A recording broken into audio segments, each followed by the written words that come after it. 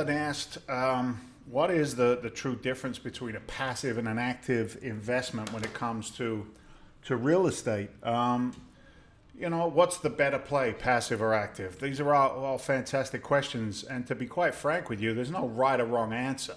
It all depends on the individual investor's DNA. So if we look at these things side by side, the pros and the cons, each and every investor makes their own decision from there, right?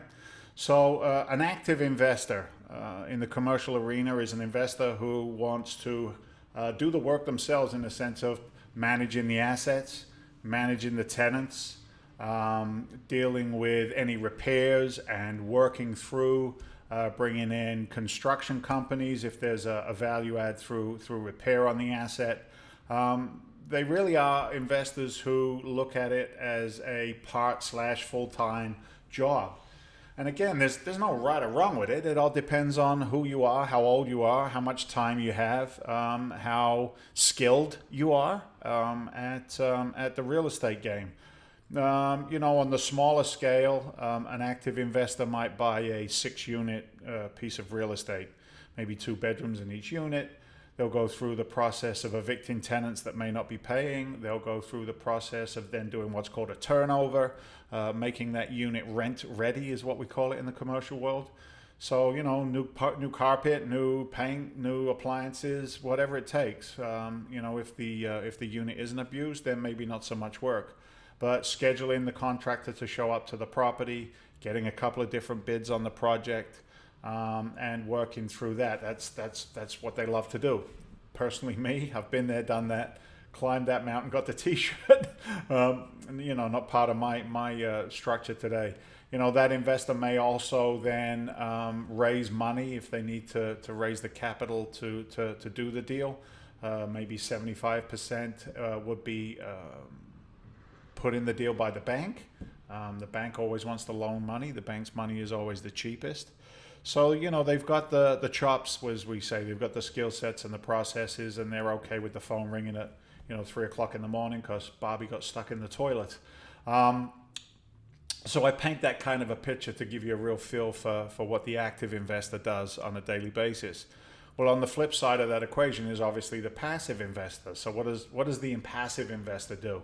Well, a passive investor, in essence, partners with operators, partners with proven professionals in the real estate marketplace who know how to identify a good deal, know how to buy it, take it down, underwrite it. They know how to walk the asset.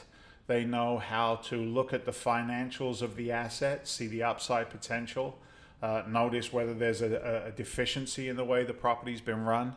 They're experienced.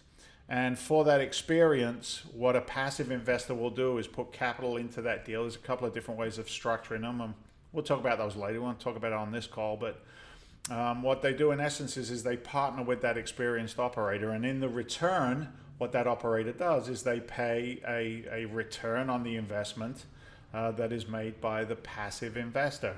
Accredited investors are primarily the individuals who benefit from partnering with experienced operators. Those investments can be anywhere from $50 to $250 to $500,000, depending on the level of comfort between the operator and the investor going forward.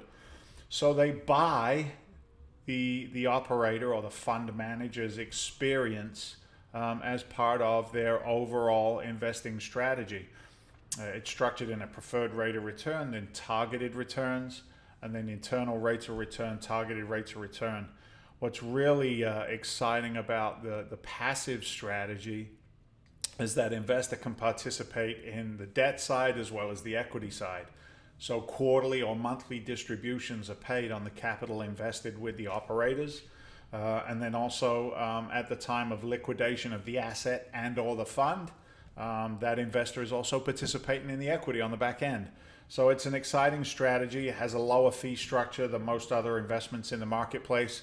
And a lot of intelligent, educated investors choose that strategy for their long-term wealth creation and growth. I'm a blue-collar guy in a white-collar world. And, I take the pretentiousness out of this business. I like to keep it simple. It's really, really simple when you put it like this. Either do the work yourself or don't. And it all depends on, like I said, on the investor's DNA. So you choose, okay? But we're here to help if you want the help. Take care.